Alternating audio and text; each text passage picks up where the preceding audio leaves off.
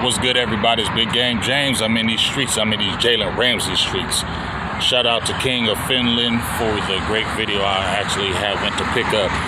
Now, I'm not going to really sit there and do a breakdown. I'm going to just let you watch Jalen Ramsey. We'll talk about the off-field and what could really happen. But as you see him right here, the on-field, we've been talking about Jalen Ramsey since Ezekiel Elliott, right? But the on-field is what you really love, okay? Obviously, the off-field, the extra, you don't want that. But Dallas don't have a player right now that's a Jalen Ramsey. The closest person is Trevin Diggs, and he's hurt. This dude instantly makes your secondary better. You see Dallas needs veteran help. They saw with Gilmore in the building when you brought him. But does anybody bring this? No, nobody brings this, and Dallas does not have this. And this instantly makes your defense better. Now, you already see Dallas's front. The defensive ends, we talked about the defensive tackles, we talked about the linebackers. But one of the biggest needs have been on the defense, defensive tackle and cornerback. If the Cowboys will pull the trigger on this, that's going to change everything. I'm going to just say, I don't think they are. We'll talk about that later. But if they were to pull the trigger and really make this happen, you can't tell me this don't change the odds for the Dallas Cowboys. You already added a George Pickens to help take your offense to a different level, which I think it will. But if you add a player like this to your defense, even though he wasn't the player he used to be, he's still better than anybody you have on the roster right now. What's good, everybody? It's Big Game James. We in these streets. We in these motherfucking nice-ass streets. I love it when it's nice outside. I'm just a happier man. Look at that. Just beautiful. Just beautiful. Just beautiful. I love it when it's just beautiful. I can't wait till it's like this every single day. My life is a happier life when we got weather like this. But you know what time it is, man. You know what time it is. I'm just trying to drop another video. Appreciate everybody who's really been supporting my videos of late. Really been trying to go hard in the paint, get my mojo back. You know what I'm saying? Cowboys, y'all took my mojo for like about 3 years because on that just goofy stuff. But that Libra gang shotty done gave me some mojo back. I ain't drinking no Kool-Aid. Just gave me some mojo. That's all. Anyway, appreciate everybody supporting the videos. I really like that. But today I'm talking about what everybody else has been talking about for the last week, 100 years, is this Jalen Ramsey thing. Now, I talked about the Jalen Ramsey, Jalen Ramsey and Tyreek Hill about over a month ago. I dropped a video with Bobby Belt and talked about scenarios of Tyreek Hill. I kind of pushed the Jalen Ramsey thing to the side because I didn't think it would be feasible. I was intrigued with the Tyreek Hill, but I didn't think they were going to spend that kind of money and draft compensation for him. But, hey, they didn't and went and got something better, in my opinion. Even though he might not be the better player, I'm glad they went the cheaper route, even though it's their money, not mine. Do what you want with it. But they went and got a younger player, explosive player, and possibly could keep him longer than 1 year. So they did a great job with that. They said 2 substantial trades. They came through with one of them. I didn't believe you, Cowboys, but you did it. So now we're here with the Jalen Ramsey thing. You saw a video of his excerpt from the Miami Dolphins, and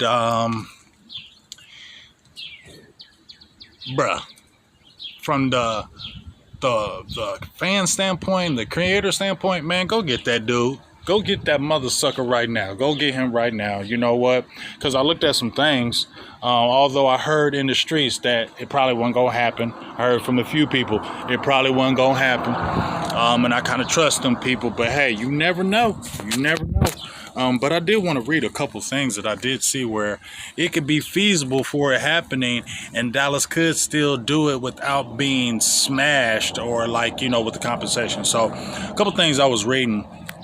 One is when they're, when I always hear about a player from another team, I go to their newspapers, I go to their sources, I go to them, you know what I mean? Because they have a lot of the info that some of these Cowboys people don't. So that's why I ain't listening to them. So anyway, some of the things I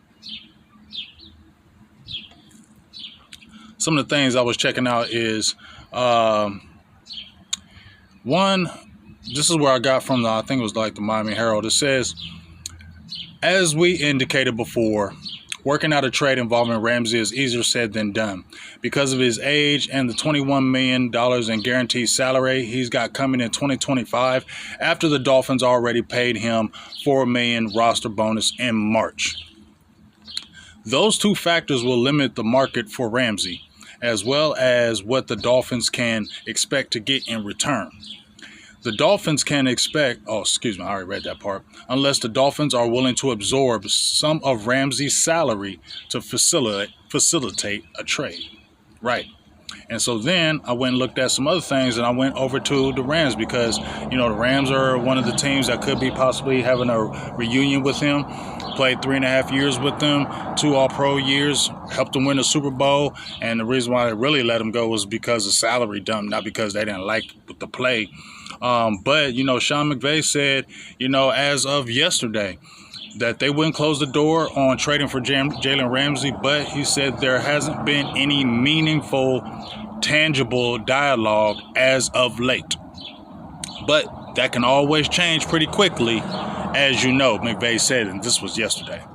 So that's where we are with that. And then here's the thing that kind of stood out to me more than anything else. Ramsey, who will turn 31 on October 24th, is under contract through 2028.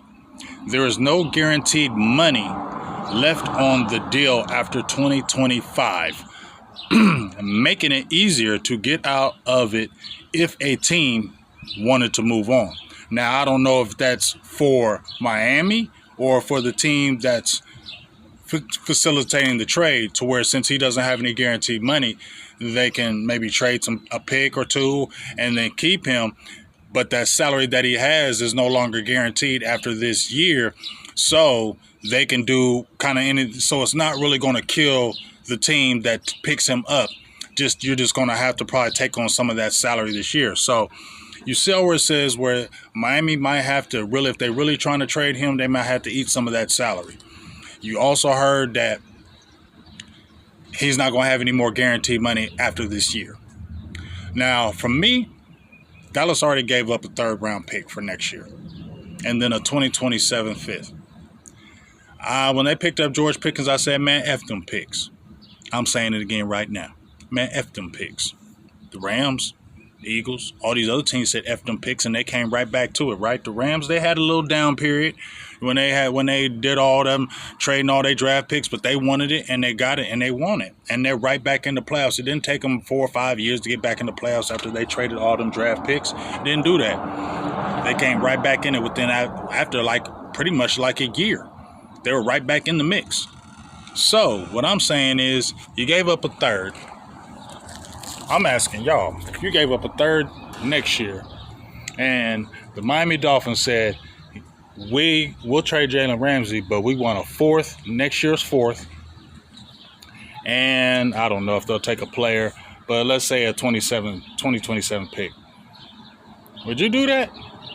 I'm hell yeah, because you might not have the 3rd for next year. We have to see what the compensation happens with that, because Pickens is on his rookie deal, so I don't know if they get a compensatory pick, 3rd-round compensatory pick, if they don't sign him to a long-term deal, because they got him in the rookie deal. I have to find that out, but they're not getting the pick back if they trade for Jalen Ramsey. So if they trade for Jalen Ramsey, and let's say they ask for a 4th next year, then you're going to be out a 3rd. Let's say you're out a 3rd and a 4th. Would you be okay with that if you had a Pickens and a Ramsey on your roster for at least a year?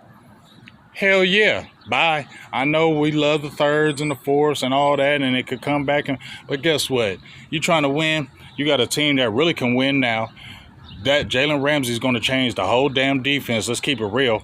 You got some good pieces at the defensive end. You got Micah Parsons, and let's say this: if you made a trade like that and you got a Jalen Ramsey, this makes it easier for everybody else. Here's why.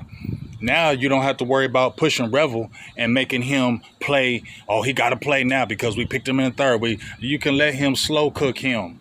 I want him for the long run. I'd love to see him play now, but I want him for the long run. And if he's missing out time already in training camp and OTAs, he's already going to be behind the 8 ball. So let's slow cook him. And then Trevin Diggs.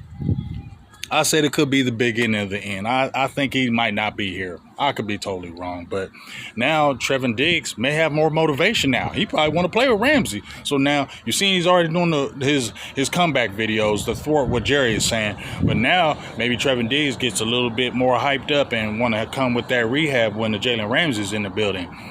And if he can come back during the year, which I think he can, Deron Bland, I think you're a better slot corner than the outside. I'm not mad at you trying to get your money, Deron Bland. But as for me, I just don't think you're the number one type guy. I think you're better as the slot.